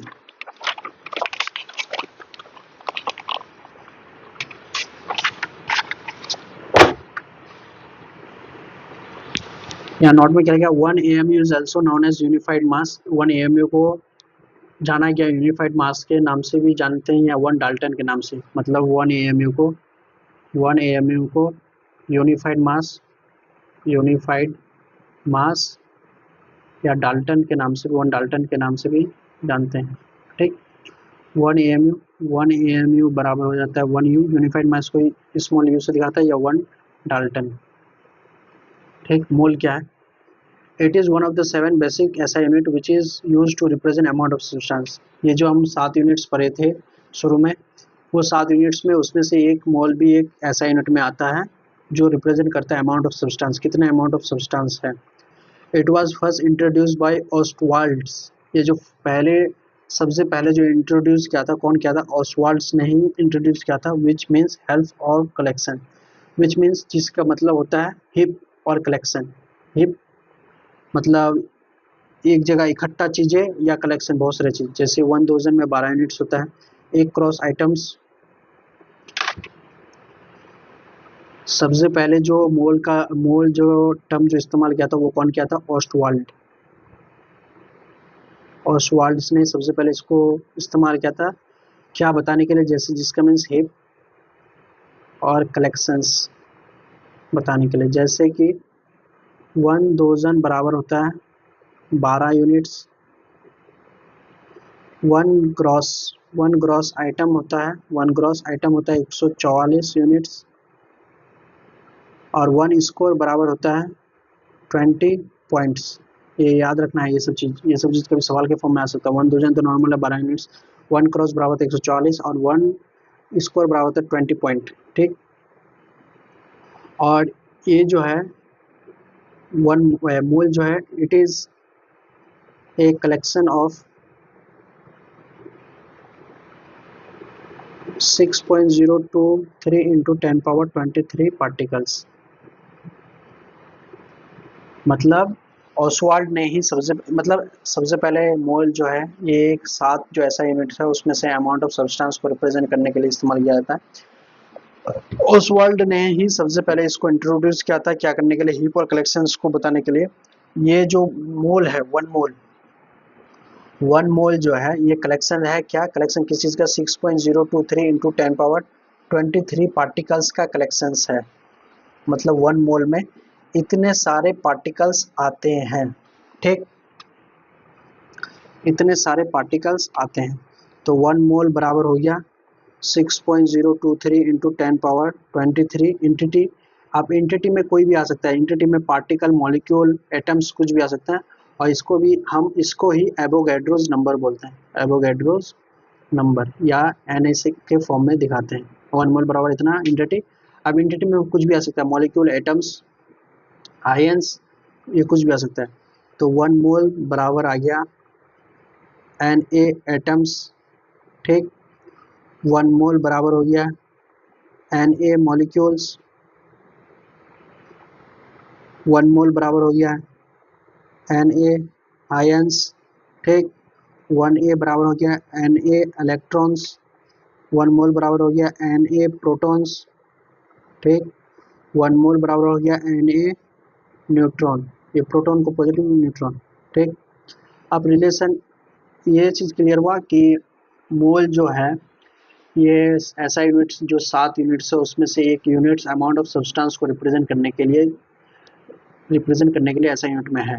ऑसवाल्ड्स ने सबसे पहले इसको बताए थे जैसे कि हीप और कलेक्शंस के तौर पे। जैसे कि एक डोजन में 12 आइटम्स आते हैं, एक क्रॉस में 144 आइटम्स आते हैं, एक स्कोर में 20 पॉइंट्स आते हैं। उसी तरह एक मोल में 6.023 इंटू 10⁻23 पार्टिकल्स आते हैं। और ये जो पार्टिकल्स या एंटिटी, ये जो पार्टिकल्स है या एंटिटी, इसमें एंटिटी में कुछ भी आ सकता है, एटम्स भी आ सकता है, मॉलिक्यूल्स भी आ सकता है, आयंस भी आ सकता है, इलेक्ट्रॉन भी आ सकता है, प्रोटॉन भी आ सकता है, न्यूट्रॉन भी आ सकता है। मतलब एक मोल में इतना सारा पार्टिकल्स है या इतना सारा मॉलिक्यूल्स है, इतना सारा एटम्स है। नॉर्मल यहाँ तक क्लियर है। और 1 मोल को ही एवोगैड्रो नंबर, मतलब 1 मोल को ही हम Na की फॉर्म में दिखा सकते हैं। यहाँ तक क्लियर है। अब रिलेशन बिटवीन 1 AMU और 1 मोल के बीच में रिलेशन क्या है? एक AMU और 1 मोल, 1 मोल को Na से दिखाते हैं, ठीक। 1 AMU, ठीक, 1 AMU बराबर होता है 1/Na ग्राम। ये याद रखना है, ये रिलेशन है। इसको आप रिलेशन को, इसके लिए आपको बहुत सारा डेराइव करना पड़ेगा, लेकिन ये याद रखना है। 1 AMU बराबर होता है 1 AMU बराबर होता है 1/Na ग्राम। 1/Na ग्राम, ये ग्राम, GRAM ग्राम है। 1 AMU बराबर होता है 1 AMU बराबर होता है 1/Na ग्राम। अब 1 AMU बराबर होता है 1/Na, 1/Na होता है 6.023 इंटू 10⁻23। Na का वैल्यू आ गया, यहाँ ग्राम आ गया। आप इसको अगर सॉल्व करेंगे 0.167 इंटू 10⁻23 ग्राम, तो 1 AMU बराबर आ गया 1.67 इंटू 10⁻24 ग्राम। तो इससे पहले जो हम कार्बन एटम्स से भी जो निकाले थे, जहाँ AMA को डिफाइन कर रहे थे कि 12 पार्ट में से एक पार्ट, 1 पार्ट को 1 AMU बोलते हैं। 1 AMU का वैल्यू होता है 1.67 इंटू 10⁻24 ग्राम। तो उससे भी और यहाँ से भी हम निकाल सकते हैं, मतलब दोनों रिलेटेड है, मतलब दूसरे उसी से ही डिफाइन करके ही आया है। तो याद रखना है, आपको याद रखना क्या क्या है। 1 AMU बराबर है 1.67 इंटू 10⁻24 ग्राम, ये याद रखना है। 1 मोल बराबर याद रखना है 6.023 इंटू 10⁻23 पार्टिकल्स। 1 AMU बराबर 1.67 इंटू 10⁻24 ग्राम। 1 मोल बराबर था 6.023 इंटू 10⁻23 पार्टिकल्स। 1 AMU बराबर याद रखना है 1/Na ग्राम। ये सब याद रखना है, ये 3 चीज अभी तक, मतलब वो जो एटॉमिक नंबर और एटॉमिक मास का, जो एटॉमिक मास जो याद है, हाइड्रोजन हीलियम लिथियम इन सब का जो 20 तो लिखाया था, उसके बाद कुछ था, उसके बाद अभी तक ये तीनों चीज याद रखना है। 1 AMU बराबर होता है 1.67 इंटू 10⁻24 ग्राम। 1 मोल बराबर होता है 6.023 इंटू 10⁻23 पार्टिकल्स। 1 AMU बराबर होता है 1/Na ग्राम, ठीक। 1 AMU बराबर होता है इतना, और इसको सॉल्व करने के बाद ही ये आया, मतलब इसको जब सॉल्व करेंगे, इसको सॉल्व करने के बाद ये वैल्यू आया, ठीक। यहाँ तक क्लियर है। उसके बाद हम आ जाते हैं, अभी तक क्या क्या पढ़ लिए। RAM, रैम पढ़े, दूसरा पढ़े AMU पढ़े, तीसरा पढ़े मोल पढ़े। अभी इसको फिर एक साथ डिफाइन करेंगे। चौथा जो पढ़ रहे हैं अब यहाँ जो पढ़ रहे हैं, ग्राम एटॉमिक मास। ग्राम एटॉमिक मास या मोलर मास या मास ऑफ 1 मोल या Na।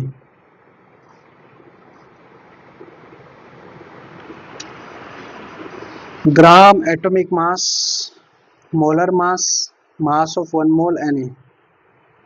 तो यहाँ देखिए, atomic mass of 1 carbon atom, एक कार्बन एटम का जो एटॉमिक मास था 12 AMU, ठीक। Atomic mass of 1 mole, 1 mole carbon atom,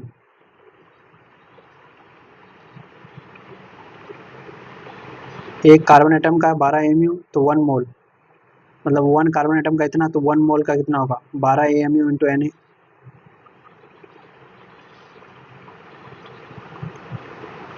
atomic mass of 1 carbon atom, एक कार्बन एटम का एटॉमिक मास 12 AMU, ठीक।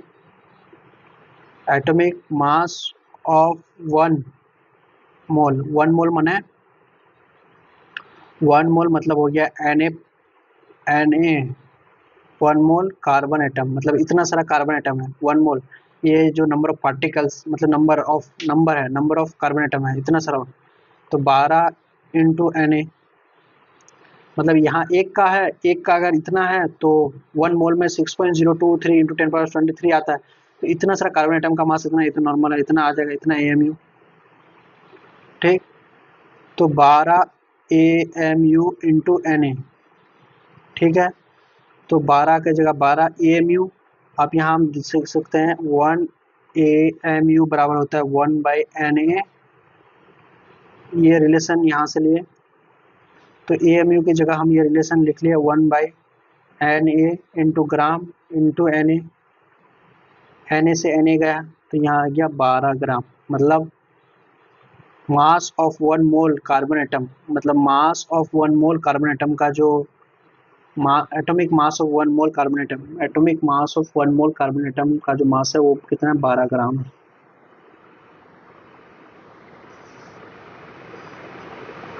यहाँ समझ रहे हैं, ये हो गया एटम का खोखा, ये हो गया रैम, ये हो गया एटॉमिक मास, एटॉमिक मास, ये हो गया GAM गैम या मोलर मास। Atom, RAM, atomic mass, molar मास। एटम, रैम जो होता है ये यूनिटलेस होता है, यूनिटलेस क्यों होता है, मास ऑफ मास जिसका मतलब मास निकालना उसको ऊपर बाय नीचे 1 AMU से ये करते हैं। ठीक, तो AMU से AMU कट जाता है। एटॉमिक मास क्या है, मास ऑफ वन एटम, एक एटम का मास, और ये हो गया मास of 1 mole, 1 mole, mass of 1 मोल, 1 मोल का मास। जैसे कार्बन, कार्बन का रैम आ गया 12, मतलब 12 कैसे आ गया, जैसे रैम हम निकाल रहे कैसे हैं, रैम जब हम निकाल रहे थे तो 12 ऊपर दे दिए, 12 AMU में, 12 AMU बाई AMU, AMU से AMU गया तो 12 बचा, 12 आ गया। मास ऑफ 1 एटम, तो एक एटम का मास कितना होगा, एक एटम, तो यहाँ जो मास जो दिए थे हम 1 एटम का मास दिए थे, यहाँ जो रैम में मास ऑफ 1 एटम, मास एक एटम का मास दिए थे बाई AMU, उसी को रैम बोल रहे थे ना। मतलब रैम क्या है, रैम का डिफिनेशन ये है कि मास of 1 atom, mass of 1 atom by AMU। तो मास ऑफ 1 एटम का मास कितना है, 12 AMU बाई 1 AMU, AMU से AMU कट गया तो 12 बचा, तो रैम आ गया 12 जो यूनिटलेस है। एटॉमिक मास क्या है, मास ऑफ 1 एटम, 1 एटम का मास कितना है, 12 AMU, कार्बन का लिए 12 AMU। ठीक, 12 AMU। अब यहाँ ग्राम मोलर मास, तो यहाँ ग्राम मोलर मास जो है, ग्राम एटॉमिक मास या मोलर मास, ग्राम एटॉमिक मास या मोलर मास जो है, तो इसको निकालने के लिए जैसे 1 मतलब mass of 1 atom, mass of carbon atom, जैसे atomic mass of 1 carbon atom, mass मतलब atomic mass of 1 carbon atom, एक कार्बन एटम का एटॉमिक मास कितना, 12 है। तो मोलर मास मतलब मास, जब atomic mass of 1 mole carbon atom लिए तो इसको जब सॉल्यूशन किए तो 12 Na इंटू AMU आ गया, AMU की जगह 1/Na दे दिए तो Na से Na कट गया तो 12 ग्राम, तो यहाँ आ गया 12 ग्राम। अब अगर ऑक्सीजन लेंगे तो ऑक्सीजन का कितना आ जाएगा, यहाँ 16 आ जाएगा, यहाँ 16 AMU आ जाएगा, यहाँ 16 ग्राम आ जाएगा। तो ये क्लियर हुआ। एटम, सबसे पहले एटम क्या है, एटम क्या है, एटम, रैम क्या है, mass of, atomic mass of 1, mass of 1 atom by 1 AMU। ठीक, अब ग्राम एटॉमिक मास, ग्राम एटॉमिक मास क्या है, ग्राम एटॉमिक मास अगर निकालना है तो AMU इंटू Na। ठीक, तो AMU की जगह में लिख सकते हैं 1/Na ग्राम इंटू Na, तो Na से Na गया, ग्राम आ गया। तो कितना टर्म आ गया, एक एटम आ गया, एक रैम आ गया, एटम RAM राम RAM, उसके बाद एटॉमिक मास, एटॉमिक मास आ गया तो मास ऑफ 1 एटम, और अगर ग्राम एटॉमिक मास आ गया या molar mass, gram atomic mass molar mass आ गया तो मास ऑफ 1 मोल। यहाँ तक क्लियर है। अब ये सब इसको अभी फर्स्ट टाइम में थोड़ा समझने में दिक्कत होता है, लेकिन तो इसको जब सेकंड क्लास आएगा उसमें एक बार और अच्छे से समझेंगे। यहाँ आ गया एक मॉलिक्यूलर मास, मॉलिक्यूलर मास। अब यहाँ क्या है, the sum of atomic mass, जो सम ऑफ एटॉमिक मास है of all the atoms present in an molecule, एक मॉलिक्यूल में जितने भी एटम्स प्रेजेंट होता है उसके मास को जोड़ना, और कंपाउंड मतलब ये कंपाउंड या मॉलिक्यूल में जितना भी एटॉमिक मास है एटम्स का उसको जोड़ना। जैसे कि यहाँ एग्जांपल दिया हुआ है CO2, तो यहाँ कार्बन का कितना आ गया, कार्बन 1 इंटू 12 एक है, प्लस 2 इंटू 16, तो एटॉमिक मास, इसका एटॉमिक मास हो गया 12 AMU, इसका आ जाएगा, इसका एक एटम का है 16, दो एटम का हो गया 32, 32 और 16 कितना हो गया 44 AMU, ये मॉलिक्यूलर मास। वैसे H2SO4, H2SO4, H2 का 2, सल्फर का हो गया 32, 32 और 2 34, 34 और 98 AMU, 98 AMU। तो यहाँ से हम समझ रहे हैं, यहाँ आ जाएगा मॉलिक्यूल,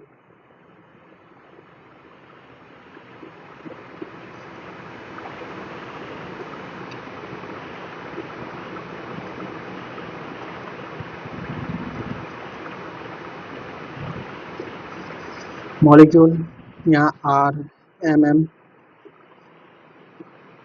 जैसे वहाँ क्या था राम, यहाँ क्या था atoms, Ram, atomic mass, gram, atomic मास या मोलर मास, ये चार चीज ऊपर वो है पर एक ऊपर, ठीक। अब यहाँ पर molecule, relative atomic mass, relative molecular mass, molecular mass, gram, gram molecular mass या मॉलिक्यूलर मास, यहाँ भी सेम वही है। जैसे मॉलिक्यूल आ गया O2, O2 का रिलेटिव मॉलिक्यूलर मास आ गया 32, 9 यूनिट, ठीक। Molecular mass, mass of one molecule, एक मॉलिक्यूल का मास कितना हो जाएगा 32 AMU। ग्राम एटॉमिक मास या मोलर मास हो जाएगा 32 ग्राम। इसमें आ गया N2O, ऑक्सीजन 16, 28, 16, 44, 44, 44 AMU, 44 ग्राम। अब एक बार फिर से समझते हैं, अब तक क्या क्या आ गया। एक आ गया REM, रैम, ठीक। दूसरा आ गया एटॉमिक मास, तीसरा आ गया ग्राम एटॉमिक मास या मोलर मास, ठीक। यहाँ आ गया ये सब जो है एटम्स के लिए, ये मॉलिक्यूल्स के लिए अब कर रहे हैं हम। सबसे पहले यहाँ आ गया RMM, दूसरा आ गया मॉलिक्यूलर मास, तीसरा आ गया GMM, molecular mass.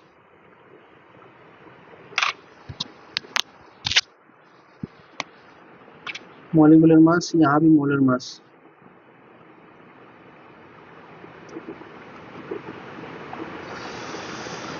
Relative atomic मास, इसका कोई यूनिट नहीं होता है, यूनिटलेस होता है। ये क्या है, mass of one atomic mass of one atom by AMU। ये जो है रैम क्या है, atomic mass of one atom by AMU RAM है। एटॉमिक मास क्या है, mass of one atom, atomic मास क्या है, मास, एक एटम का मास कितना है वो है। ग्राम एटॉमिक मास मतलब वन मोल एटॉमिक मास का, 1 मोल का मास कितना है, ग्राम atomic mass. Relative molecular mass, molecular mass of one, molecular mass of one molecule, molecular atomic mass, molecular mass of one molecule by 1 AMU relative molecular mass unit less है molecular mass.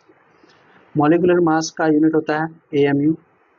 ठीक, अब molecular mass जो है, molecular mass ये क्या है, mass of one molecule, एक molecule का mass, mass of one molecule, एक मॉलिक्यूल का मास कितना है वो ग्राम मॉलिक्यूलर मास, ग्राम मॉलिक्यूलर मास या मास of one mole, one mole उस मॉलिक्यूल का वन मोल, उस मॉलिक्यूल जैसे ये मॉलिक्यूल हो गया O2, O2 का वन मोल, O2 O2 है एक, इसका वन मोल मतलब 6.022 इंटू 10⁻23 मॉलिक्यूल्स O2 का, तो उसका मास कितना आ जाएगा, ये GM मॉलिक्यूलर मास आई है।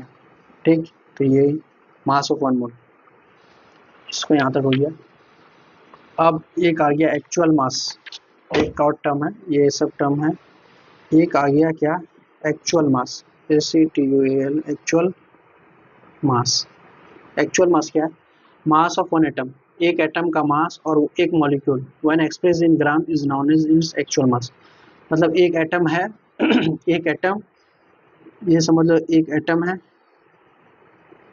या एक मॉलिक्यूल है, एक मॉलिक्यूल है, एक एटम है, ये एक मॉलिक्यूल है। ठीक, तो मास ऑफ वन एटम, एक एटम का मास या फिर एक मॉलिक्यूल का मास व्हेन एक्सप्रेस इन ग्राम, जब इसको एक्सप्रेस करते हैं किसमें, ग्राम में, जब इसको ग्राम में एक्सप्रेस, जब इसको एक ग्राम में दिखाते हैं वही हो गया एक्चुअल मास।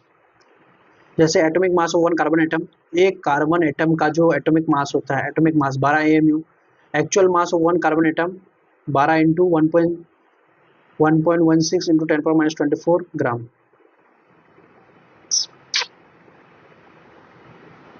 नॉर्मली जब किसी भी एटम या मॉलिक्यूल, जब किसी एक एटम या किसी एक मॉलिक्यूल को हम ग्राम में एक्सप्रेस करते हैं तो उसको हम एक्चुअल मास बोलते हैं। जैसे एटॉमिक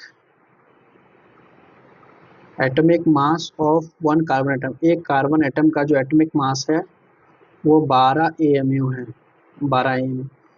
तो एक्चुअल मास अगर निकालना है, actual mass of one carbon atom, एक कार्बन एटम का अगर एक्चुअल मास पता करना है तो 12 का जगह 12 AMU को 1 AMU बराबर होता है 1.67 इंटू 10⁻24 ग्राम। तो ये हो गया 1.67 इंटू 10⁻24 ग्राम की जगह पुट आइए। तो इसको जब हम ग्राम में दिखाए इसी को बोलेंगे एक्चुअल मास। तो actual mass of one carbon atom का एक्चुअल मास हो गया इतना। ठीक, यही फिर आ गया molecular mass of H2 molecule 18 AMU, इसको भी दिखाए तो 18 ग्राम में दिखाए तो एक्चुअल मास। अब यहाँ पे नोट करके एक चीज़ है, mass of one mole atom, एक मोल एटम का mass, mass of one mole atom GAM molar mass, mass of one mole molecule GMM molar mass. ये चीज़ वन मोल एटम समझ में आ गया, GAM मना है जब इसमें हम दिखा रहे थे mass of one mole molecule या वन मोल एटम या वन मोल, यहाँ हम क्या mass of one mole atom है, mass of one mole atom का मास यहाँ दिया हुआ है, और ये यहाँ जो GMM है mass of one mole molecule का मास है। ठीक, तो मास of one mole atom GAM molar मास बोलते हैं, मास of one mole molecule GAM molar मास इसको भी बोलते हैं। ग्राम एटम आए, G एटम आए या ग्राम मॉलिक्यूल आए, यहाँ नोट कर रहा है, mass of one mole atom, one mole atom को GAM ग्राम एटॉमिक मास या मोलर मास बोलते हैं। ठीक, मास of one mole molecule GMM, इसको भी मोलर मास बोलते हैं। ठीक, अब दूसरा पॉइंट ये हो गया, पहला point gram atom, gram atom, gram atom आए या G एटम, ठीक, ग्राम मॉलिक्यूल आए,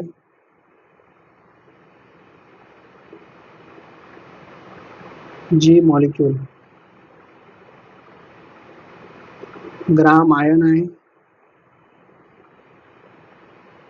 G आयन, ग्राम मोल आए, gram mole is known as mole, gram ion आए, G आयन, ग्राम मोल आई, जी मोल, इन सब को हम कंसिडर करेंगे mole, is also known as mole. मतलब ये अगर ग्राम एटम आए भी तो मोल, ग्राम मॉलिक्यूल आए भी तो मोल, ग्राम आयन आए भी तो मोल, ग्राम मोल आए भी तो मोल, इस सबको मोल कंसिडर करेंगे। जैसे 5 ग्राम एटम, यहाँ ग्राम एटम है, 5 gram atom of carbon, 5 gram atom of carbon है तो 5 mole of carbon, 2 gram molecule of O2, 2 mole of O2, 4 gram ion of sodium, 4 mole of sodium, 3 gram molecule of sulphur, 3 mole of sulphur.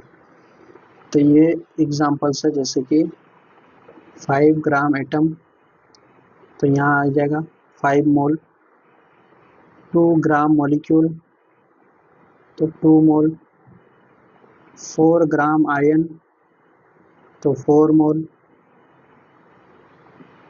3 ग्राम मोल आ गया तो 3 मोल। मतलब ये जो आ गया ग्राम मोल, gram ion या ग्राम मोल, gram atom, ये सब मोल को ही रिप्रेजेंट करता है। मतलब ये सब जो है मोल को ही रिप्रेजेंट करता है।